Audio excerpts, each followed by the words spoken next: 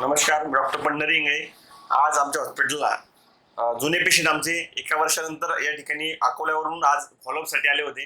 अतिशय चांगला आराम पडला आणि खूप दिवसांपासून अजिबात त्रास त्यांना काही झाला नाही.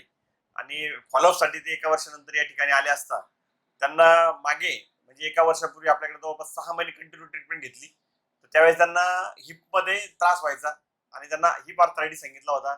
बॉल बदलण्याची सल्ला त्यांना दिली होती आणि खूप पेन व्हायचा. रात्री झोप लागत नव्हती, बसता येत नव्हती, मांडी मारता येत नव्हती. अशात पूर्णपणे त्यांनी कंटिन्यू त्यावेळेस 6 महिने ट्रीटमेंट घेतली आणि आता ते आल्या. त्यांना कसं वाटतं मावशी? पहिले काय त्रास होतो तुम्हाला? खूप दुखत होता, आता एकदम चांगलं वाटतं. बरं, पहिले ऑपरेशन सांगितलं होतं तुम्हाला? हो. तर आता एका वर्षात किती त्रास झाला का मध्ये नाही, तुम्हाला? नाही. हा, तर या एका वर्षात कधी कोणताही त्रास त्यांना झाला नाही. आता फॉलोअप आणि मेडिसिनसाठी ते दाखवण्यासाठी मला आल्या होत्या. तर आपण आयुर्वेदाने उशीर आराम पडतो असं म्हणतो, पुन्हा वारंवार मेडिसिन घ्यायची गरज पडते असं आपण म्हणतो, किंवा रिलॅप्स होईल असं आपण म्हणतो. परंतु एका वर्षामधले कुठलाच त्यांना त्रास पण झाला नाही आणि अतिशय चांगलं आरोग्य त्यांचं राहिलं. आपण बघत आहात आता अतिशय चालतात पण. तर असे कोणी रुग्ण असतील जे एव्हीएन त्रस्त असतील, म्हणजे पायात बॉल खराब झाला असेल त्याला आपण एव्हीएन म्हणतो.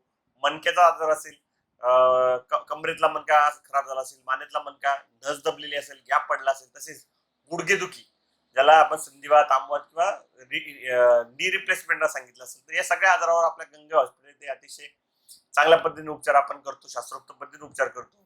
तरी आयुर्वेदाचा प्रचार प्रसार कार्यात सहभागी व्हा, जास्तीत जास्त रुग्णांपर्यंत हा व्हिडिओ जरूर पोहोचवा. धन्यवाद. जय आयुर्वेद.